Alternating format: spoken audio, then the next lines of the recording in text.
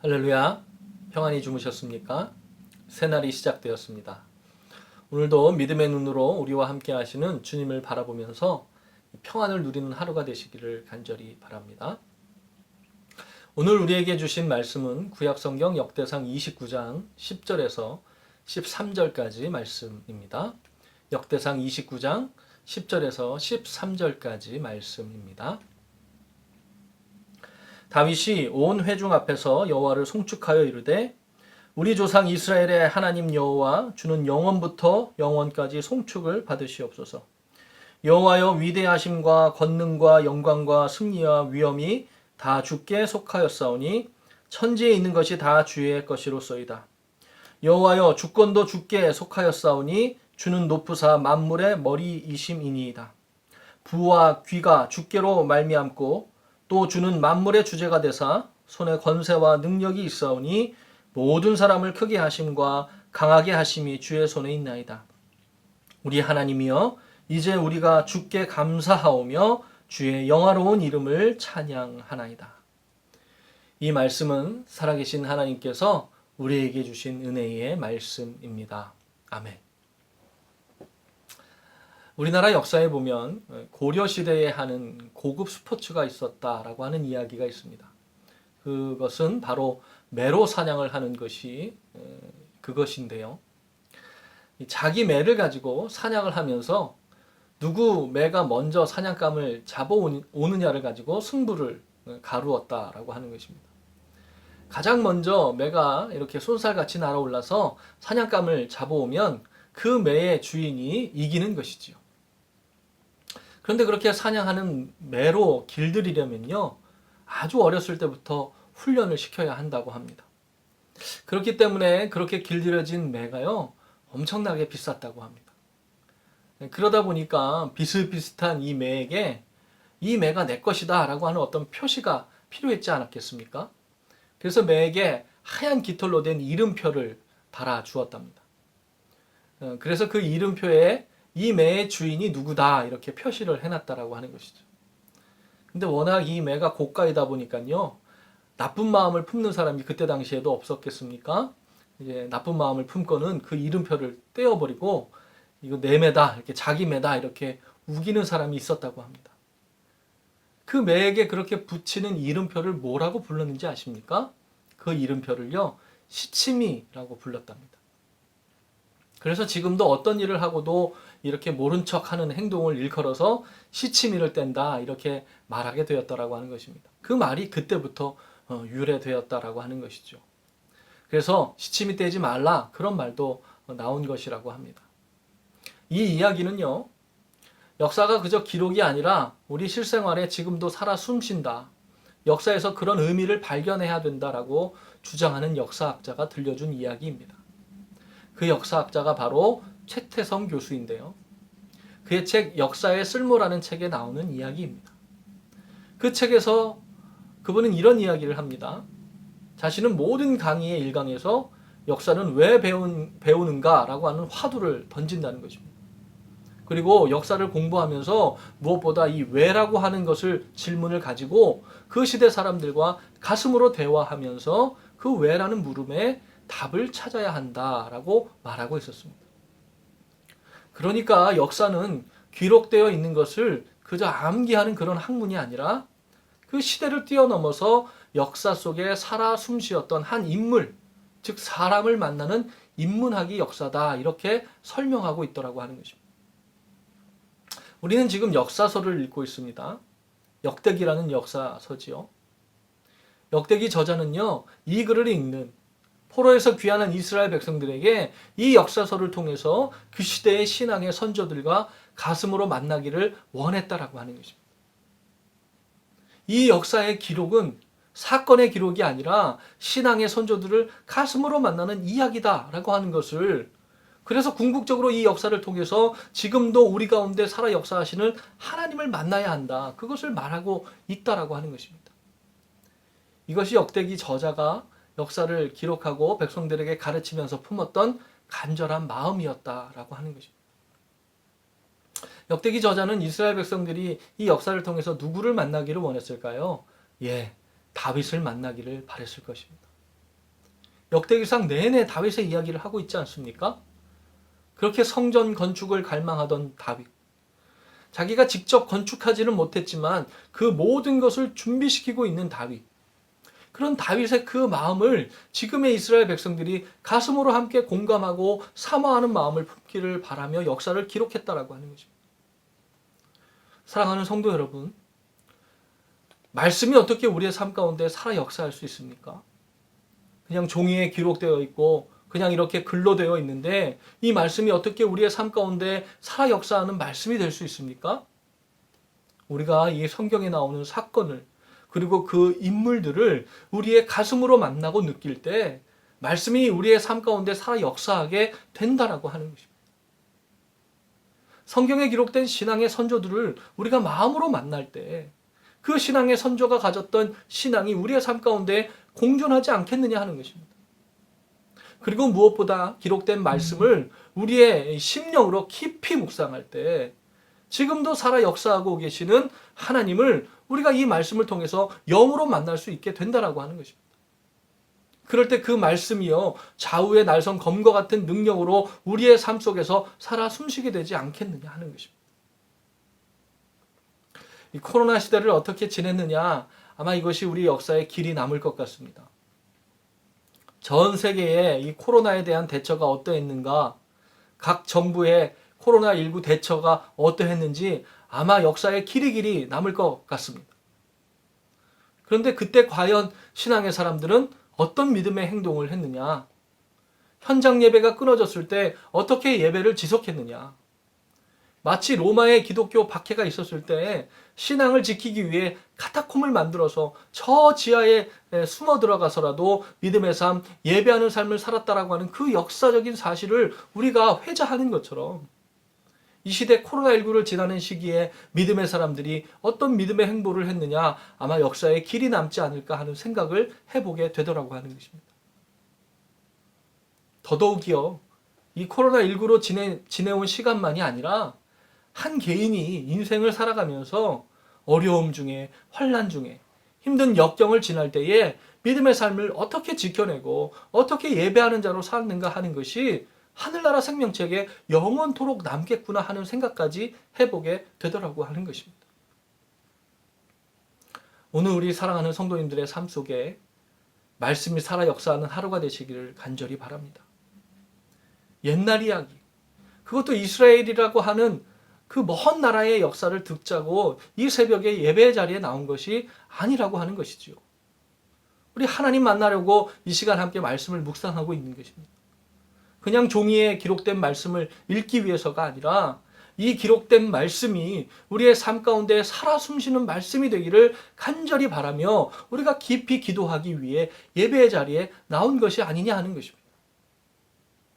우리 삶 가운데 살아 역사하시는 하나님을 만나고 그런 하나님과 동행하는 귀하고 복된 하루가 되시기를 간절히 바랍니다. 이제 역대기 저자가 그렇게 이스라엘 백성들이 가슴으로 만났으면 좋겠다고 생각한 다윗 왕의 이야기가 29장을 끝으로 마무리하고 있습니다. 역대기가 오늘 말씀으로 끝나는데요. 오늘 이야기를 마무리하면서 역대기 저자가 강조하고 있는 것이 있습니다. 그것은 다윗이 자신이 가진 왕권으로 무엇에 집중했을까? 다윗은 자신의 왕권으로 외교에, 국방에, 정치에, 물질을 쌓는 것에 집중했을까? 어떤 것에 다윗이 왕권을 가지고 집중했을까? 다윗은요, 성전 건축 준비를 위해 모든 왕의 권력을 집중했다. 그것을 역대기상 마지막에 이야기하면서 마무리하고 있다라고 하는 것입니다. 역대기 29장 12절 말씀을 다시 한번 보시죠.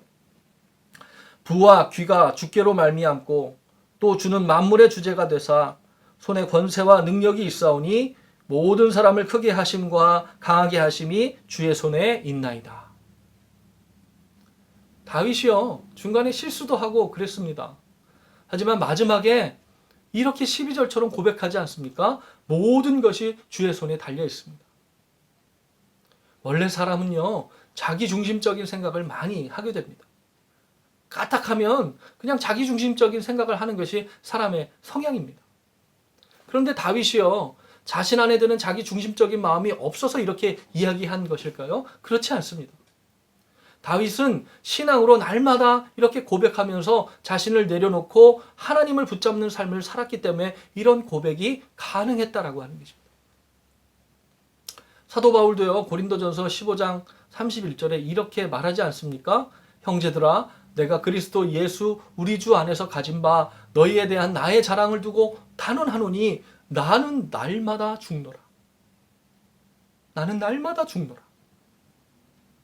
모든 자신이 가진 것을 복음 전파에, 이 복음을 전하는 것에 사명을 두었던 바울도요, 자기 자신의 내면을 볼 때마다 자기가 죄인 중에 괴수라고 할 만큼 자신의 내면을 뚜렷하게 보며 살았다라고 하는 것입니다. 그렇게 그런 자기를요, 십자가에 날마다 죽이면서 나는 죽고 오직 예수로만 산다고 매일매일 그렇게 고백했다라고 하는 것입니다. 여러분, 우리도 이렇게 매일매일 고백해야 합니다. 사람이 얼마나 자기 중심적입니까? 하나님 바라보면서 잘 이렇게 믿음으로 생활하다가도 까딱하면 홀랑 유혹에 넘어가서 자기 중심적으로 생각이 바뀌는 것이 사람의 모습이라고 하는 것입니다. 다윗이 그랬지 않습니까? 하나님께서 어디를 가든지 이기게 하셨는데 갑자기 하나님의 은혜 홀랑 다 까먹고 인구조사를 하면서 자기의 권력을 자랑하고 권세를 자랑하고 하나님 앞에서 범죄하게 되는 것이 사람의 모습이더라고 하는 것입니다. 요압이 말렸는데도요, 왕권을 이용해서 밀어붙이고, 사람은 그렇습니다. 내가 힘으로 무엇인가 할 수 있으면 다른 사람에게 갑질하고, 내가 좀 다른 사람보다 존귀한 그런 사람이다 생각하면 인종차별을 하고, 그것이 사람의 모습이다라고 하는 것입니다. 우리의 삶에서 하나님께 집중하는 것이 어렵다고 해도요, 우리가 하나님을 바라보는 것을 놓치지 않기 위해 기도해야 된다라고 하는 것입니다.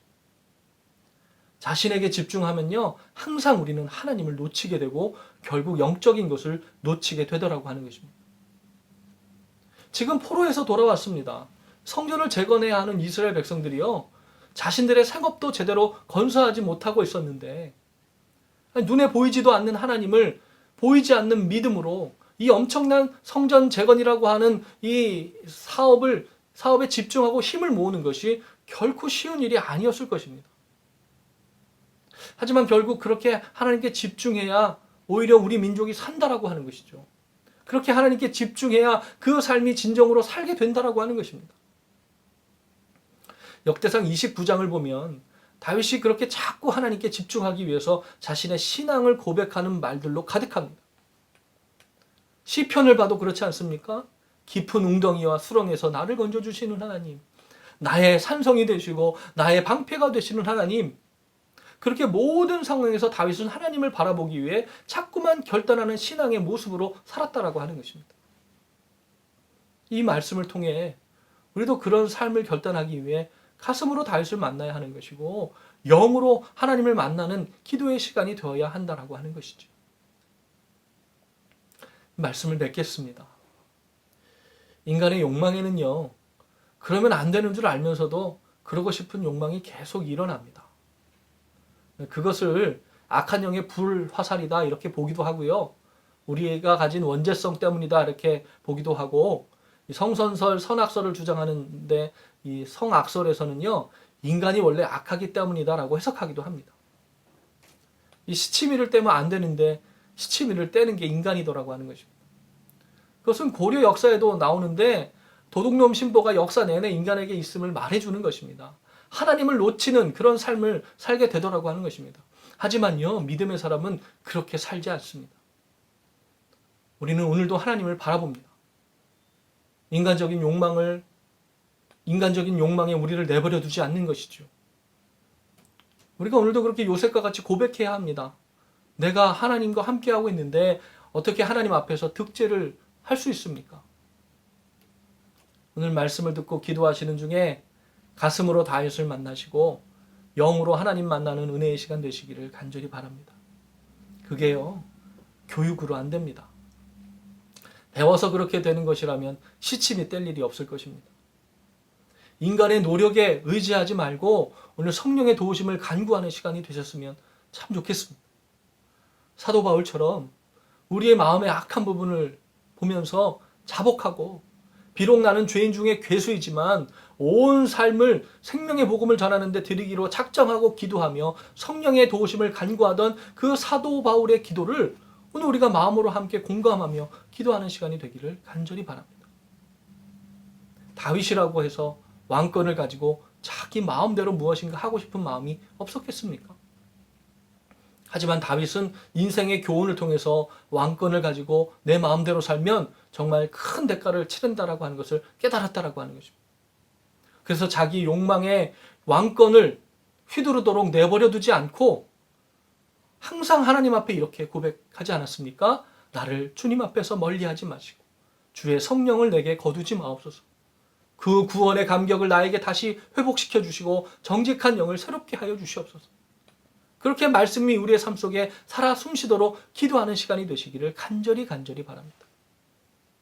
주님, 우리를 인도하사 신앙의 선조들처럼 믿음으로 승리하게 하시고 하나님과 동행함으로 하늘나라 생명책에 귀하게 새겨지는 우리의 역사가 되게 하여 주시옵소서. 그렇게 이 시간 기도하시는 시간이 되시기를 다시 한번 주님의 이름으로 간절히 축원을 드립니다. 기도하시겠습니다. 사랑과 은혜가 충만하신 하나님 아버지, 은혜 감사를 드립니다.